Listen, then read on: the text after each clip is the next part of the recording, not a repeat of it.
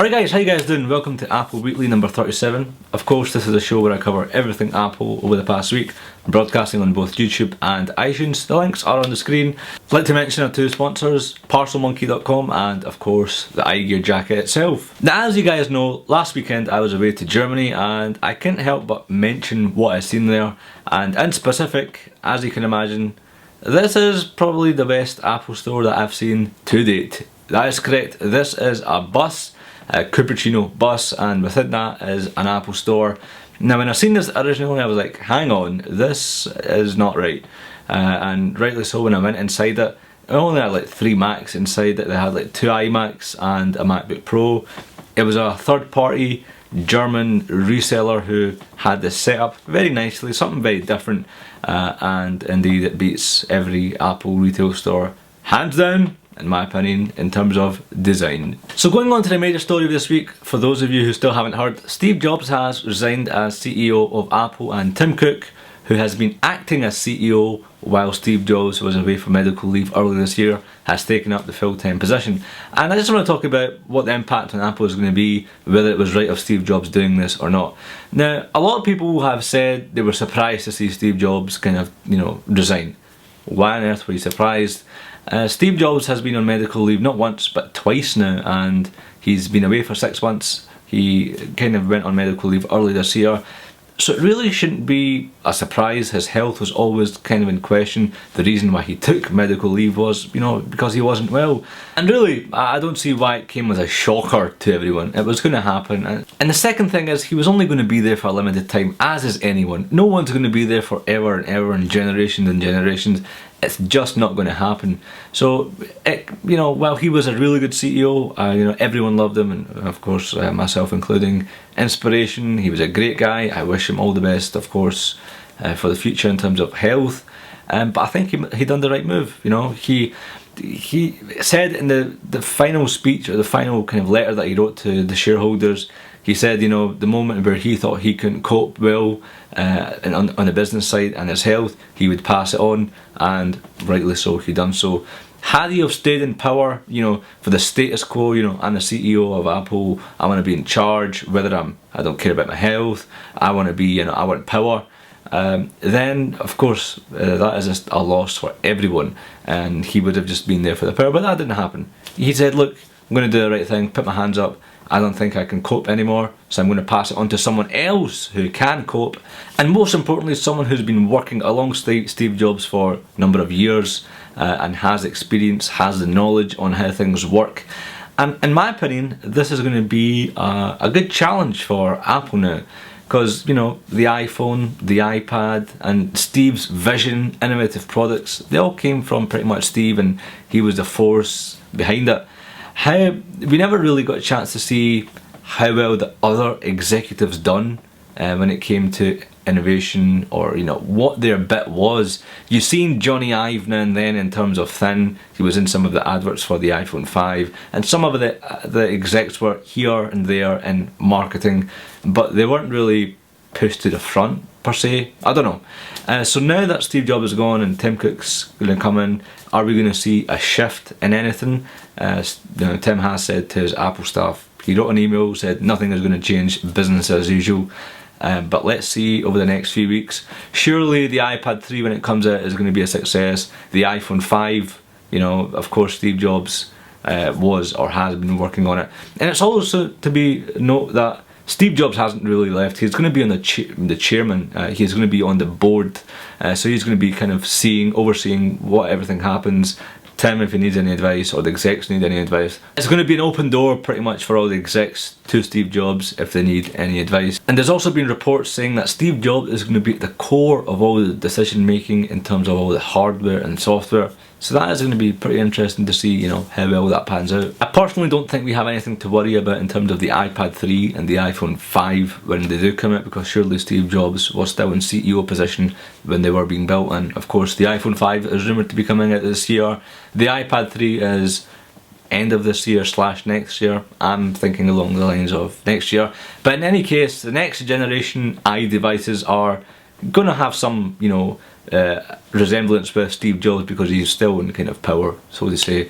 But 2012, 2013 and going beyond that is going to be the challenge for Tim Cook, the Apple execs, to see what kind of innovation they can push out themselves and say, look, you know, while Steve Jobs was a really good CEO, you know, there's people saying, you know, Apple won't exist without Steve Jobs, and I hope in the next few years that is proved wrong. Moving on, in terms of stories in relation to the iPhone 5, there's been so many kind of leaks over the past few weeks, and this is a good indication of something that's coming up in terms of the next generation phone from Apple. So this is one of many leaks, a prototype codename N94, and this is one of the early prototypes. There's not really much information on it. There's been some reports saying that it's a A5 chip and the production date was June 2011, but this is along, you know, of many leaks, and this kind of does look credible.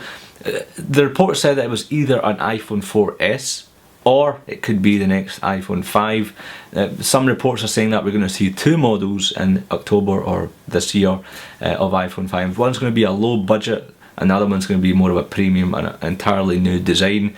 But really going into the juiciest part of the story, and probably one of my favourite ones, and kind of going to get us all hyped up, AT&t's vice president contacted the managers of the retail stores and said, expect things to get very busy over the next 30 to 35 days, and of course this could only mean one thing for AT&t. New iPhones are going to be unleashed, and the report says that we're going to see the iPhone 5 is going to be launched in October.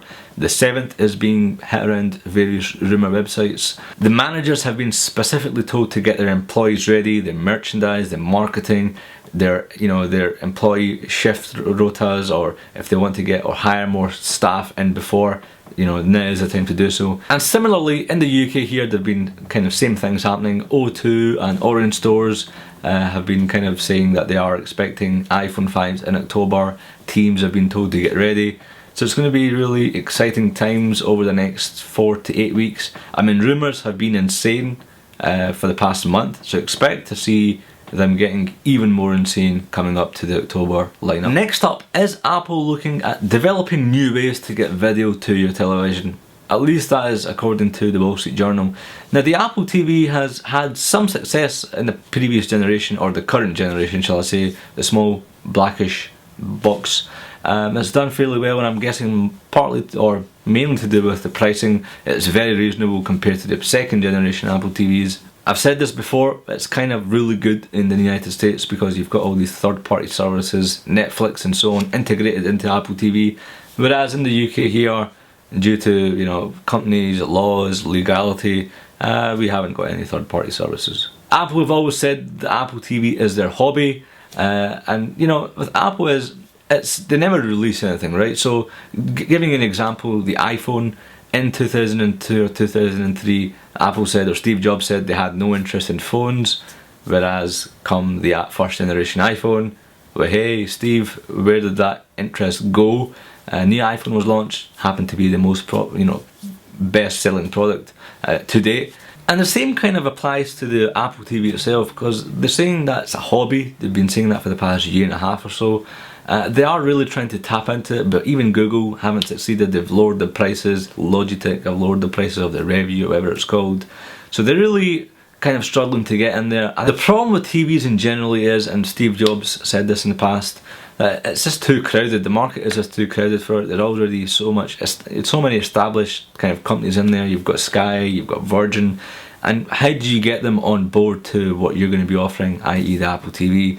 I mean, as I said just now, we've still not got, you know, any sort of BBC or Channel 4 or ITV, no integration onto Apple TV currently.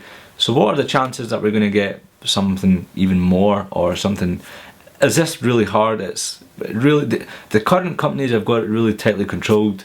So I mean, the rumoured date of this new Apple TV technology is 2012, 2013. I'm sure over the next few months rumours are going to be kind of a bit more precise as to what they mean by this new video technology. But what would you like to see? Leave it in the comments below.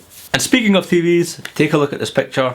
This is indeed a Sony Bravia, and they didn't Photoshop this at all.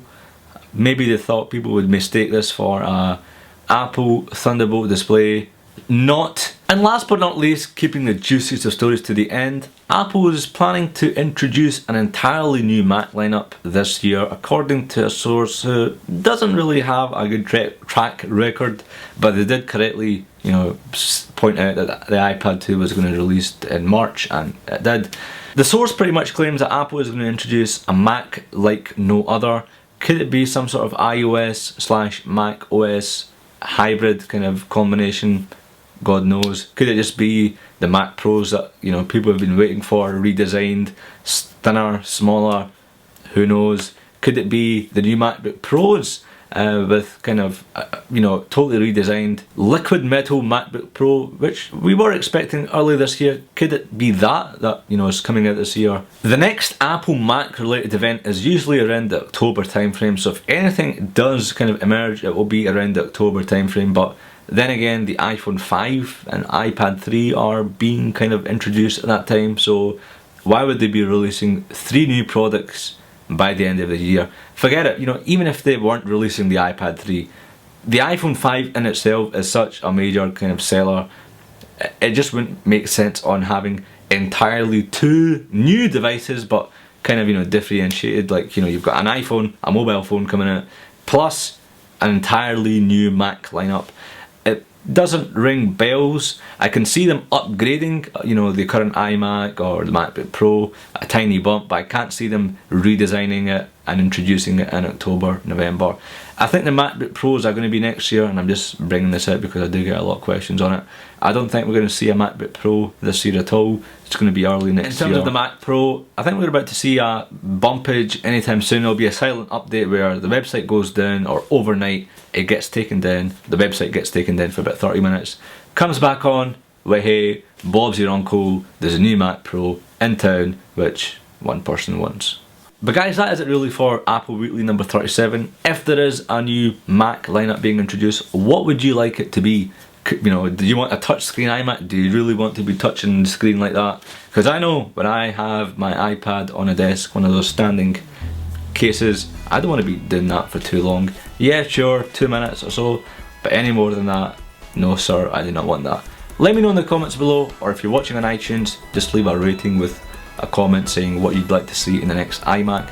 Guys, just before you go, if you can like this video and subscribe to the channel, that would be fantastic. Not to worry if you can't, not a problem at all. As always guys, I will see you guys in another life. Cheers! Looking to send a package at the lowest price possible?